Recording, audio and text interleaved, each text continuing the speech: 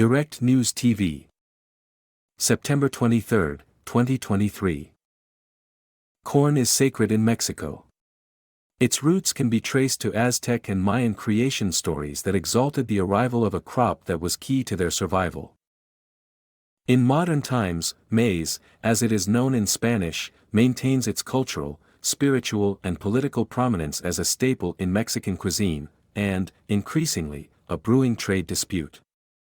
Mexico has drawn a line in the sand with the United States when it comes to genetically modified corn, barring its use and import for human consumption, and gradually phasing it out for livestock feed or industrial uses. After months of negotiations, U.S. officials announced last month that they were pulling a lever under the United States-Mexico-Canada Agreement, USMCA, seeking an intermediary to resolve the dispute. For Mexico, the issue is multi-pronged, but rooted in ensuring the affordability and availability of a crucial crop, experts say. For the U.S., it is about business. Corn is its biggest crop and the vast majority of it is genetically engineered. Far from a regional issue, it is a feud that could have wide-reaching implications for importing and exporting nations, as evidenced also by Canada, which has added its voice to the proceedings and backed the United States in saying that Mexico's position on biotech is not scientifically supported and could unnecessarily disrupt trade in the North American market. As the role of industrial agriculture comes under added scrutiny in the era of climate change, Mexico's stand to protect small-scale farmers is one that others are watching closely. "I would say Mexico is at the forefront of the world," said Ernesto Hernandez Lopez, a professor at Chapman University in California, who specializes in international law and food law. What is this trade dispute about? It is illegal to grow genetically modified corn on Mexican soil.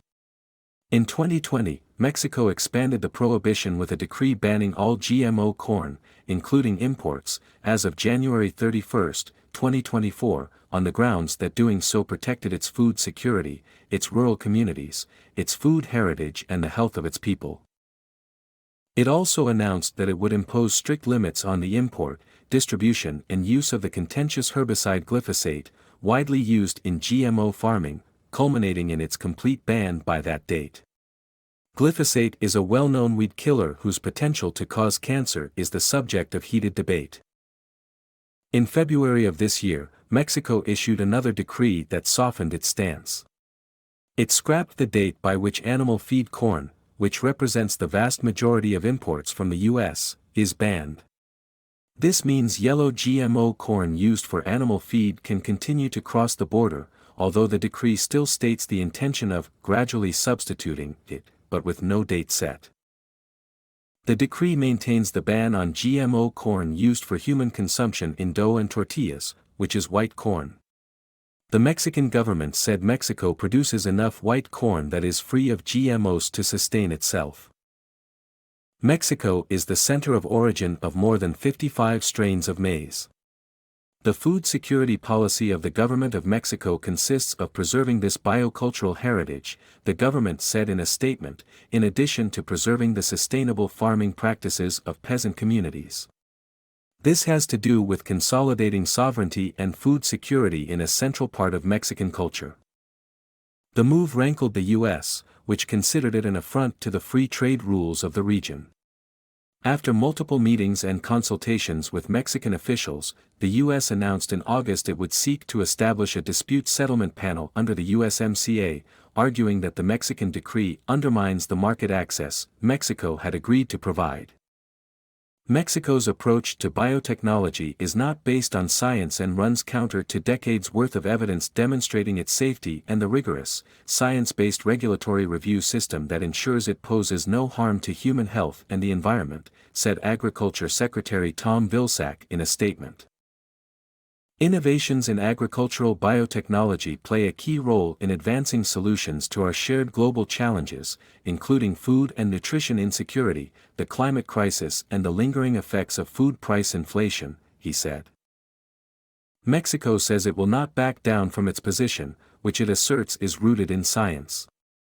Officials have said that the United States has refused to take part in additional scientific research on the health impact of GM corn.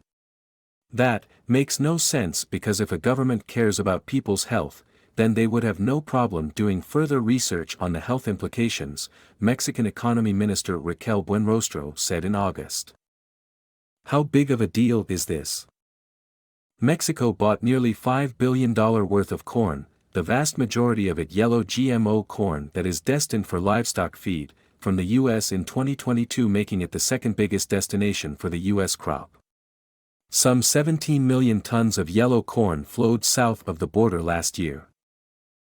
While more than 90% of the corn grown in the U.S. is genetically engineered, white corn represents a small portion of U.S. exports to Mexico, and, little if any, is genetically modified, suggesting to researchers that the dispute will have a limited effect on American farmers in the short term. Nonetheless, trade unions, such as the National Corn Growers Association, maintain the ban would be catastrophic for U.S. producers and threatens the integrity of the USMCA. Certain states, like Illinois for instance, send most of their corn exports to Mexico.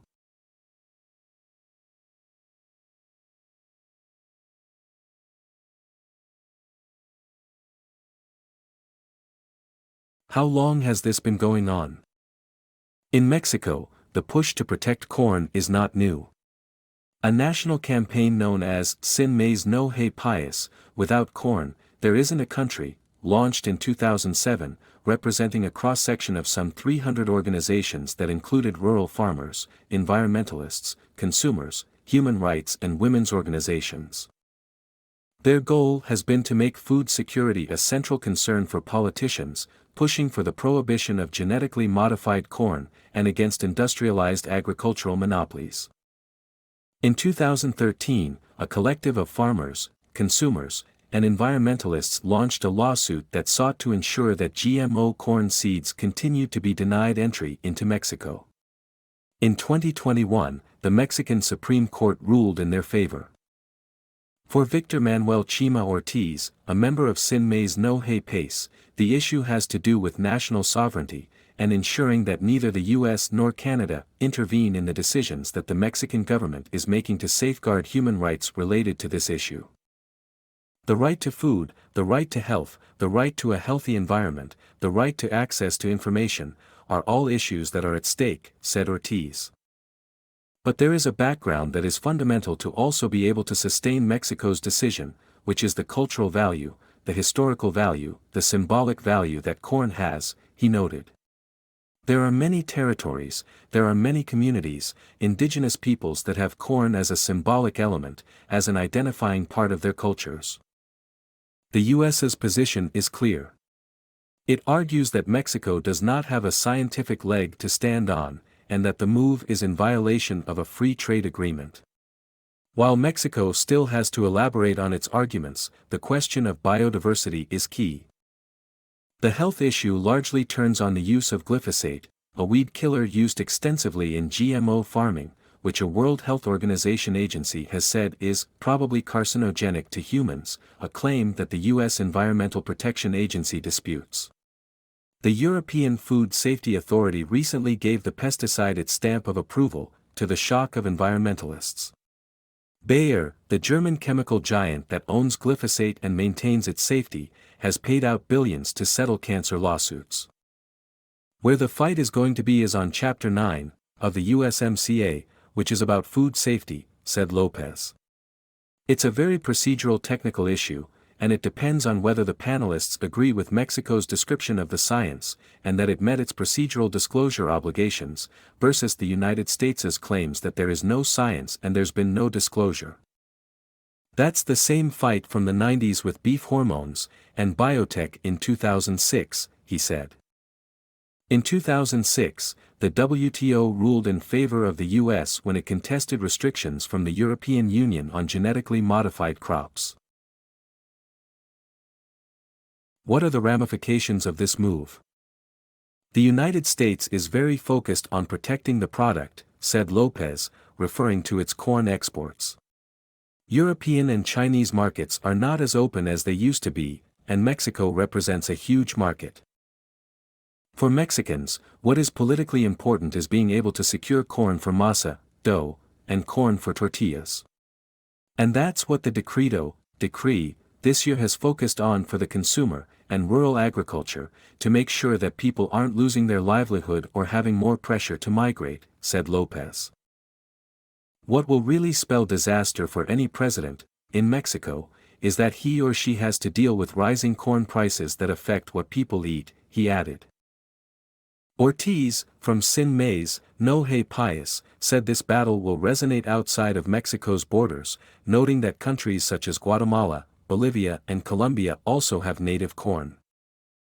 The dispute settlement provision triggered by the U.S. is contained under Chapter 31 of the USMCA.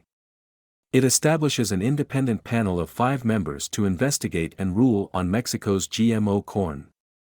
Once the panel is struck, it is expected to present an initial report within 150 days. Each country then gets 60 days to review and make comments on the report. The panel would produce findings of fact in the dispute, determine if the measure adopted by Mexico goes against the trade agreement, and make recommendations to resolve the dispute. All this means that it will be 2024 before this situation comes to a head. My name is Kingsley. Please like, share, subscribe and hit that notification bell so you can be the first to be notified whenever we post. You won't regret it.